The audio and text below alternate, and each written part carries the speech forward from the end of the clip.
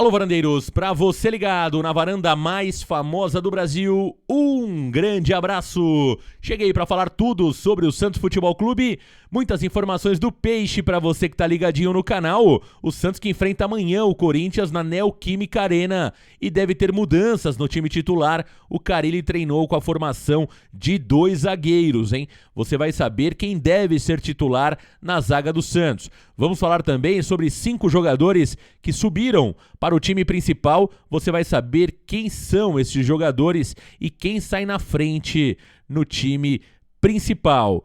Vamos falar também sobre Yuri Alberto Santos, que teve um bloqueio jurídico no dia de ontem. Eu vou contar detalhes aqui para vocês na varanda mais famosa do Brasil. Então, deixe o seu like, se inscreva no canal e vem pro Varanda Futebol Debate. Meus amigos varandeiros, o Santos Futebol Clube, que treinou ontem às 15 horas e 30 minutos no CT Pelé, treina hoje para enfrentar o Corinthians amanhã na Neoquímica Arena. O Santos deve viajar esta noite para São Paulo, dorme em São Paulo e amanhã enfrenta o Corinthians fora de casa. Lembrando que o Santos tem apenas 1 ponto ganho no Campeonato Paulista e ontem, com a vitória do RB Bragantino sobre o Guarani, o Santos caiu para a 3ª posição do seu grupo.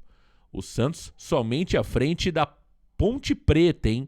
Portanto, o Santos é 3º colocado do seu grupo no Campeonato Paulista. O Fábio Carille deve fazer mudanças, ele que estará no banco de reservas amanhã contra o Corinthians, e a expectativa é que ele volte a jogar na linha de 4. Com isso, quem deve perder a posição no time titular é Luiz Felipe e também o Emiliano Velasquez.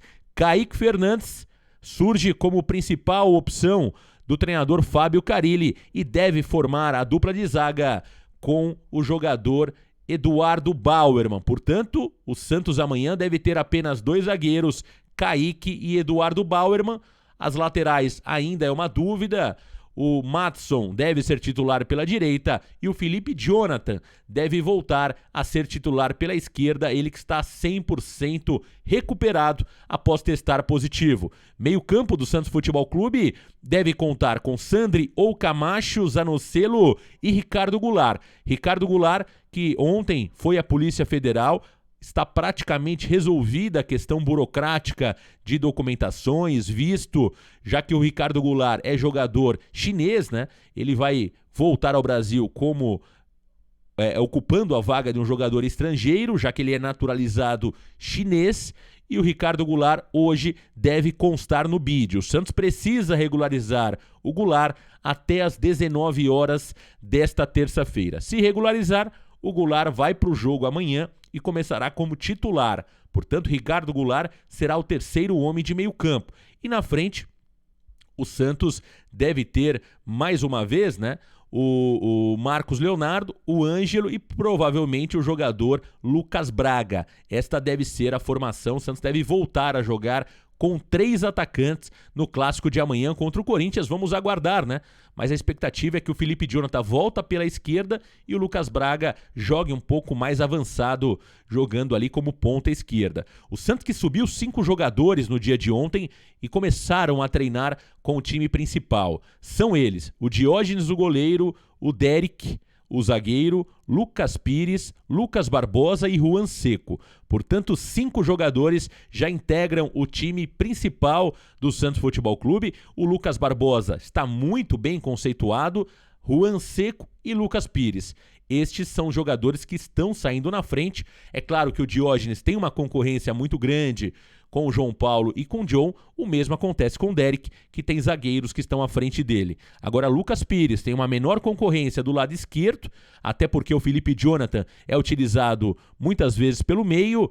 O Lucas Barbosa é um jogador que chega para um lugar carente no Santos, que é a meia, e o Juan Seco tem se mostrado um grande goleador nas categorias de base do Santos Futebol Clube. Portanto, olho nesses 3 jogadores. Sobre o Wesley Patati, o Santos inscreveu o jogador no Campeonato Paulista, mas ainda quer trabalhar um pouco mais o jogador, entende que ainda é precoce a ida dele ao time principal. Portanto, o Santos está tomando bastante cuidado com o Wesley Patati neste momento. Ele treina também, né, com o elenco, mas não está integrado em 100% ao time principal do Santos Futebol Clube. Meus amigos varandeiros, a venda de Yuri Alberto, jogador formado nas categorias de base do Santos Futebol Clube, para o Zenit da Rússia por aproximadamente 150 milhões de reais, continua gerando muita repercussão. Isso porque no dia de ontem o Internacional conseguiu bloquear o valor de 5% que o Santos teria direito pela venda do Yuri Alberto na Justiça. Ontem, a Justiça determinou o bloqueio de aproximadamente 7,5 milhões de reais que o Santos teria a receber do Internacional pelos 5%. Isso por conta de uma dívida antiga que o Santos tem ainda no pagamento do Leandro Damião. Acontece que o Santos, em 2021, pagou aproximadamente 1,3 milhões de reais para o Internacional e o Internacional entende que essa dívida era de 3,5 milhões de reais. Com isso, existe uma divergência no câmbio que foi aplicado no pagamento desta dívida. E aí, o Internacional cobra esses valores do Santos no âmbito jurídico. A Justiça acatou o pedido, a solicitação do Internacional e bloqueou o valor da venda do Yuri Alberto na conta do Santos Futebol Clube. Por isso, o Santos agora vai tentar negociar com o Internacional de forma amigável, inclusive, a dívida que o Santos ainda paga ao Inter pelo Eduardo Sacha. Lembrando que o Santos deve ao Internacional 4,5 milhões de reais pelo jogador Eduardo Sacha. Este valor está sendo pago de forma parcelada e o Santos pode, de alguma forma, englobar toda esta negociação para resolver de vez todo o imbróglio financeiro com o Internacional. Portanto, uma notícia ruim, né, para o torcedor santista que já contava com esse dinheiro na conta, principalmente na expectativa de investir no futebol, né? O Santos trazer algum jogador com o valor do Yuri Alberto. Lembrando que os 2,5% referente ao percentual de formador, este não está bloqueado e o Internacional vai repassar ao Santos Futebol Clube. Portanto, os 2,5% da venda do Yuri Alberto, este vai entrar normalmente nos cofres do Santos Futebol Clube.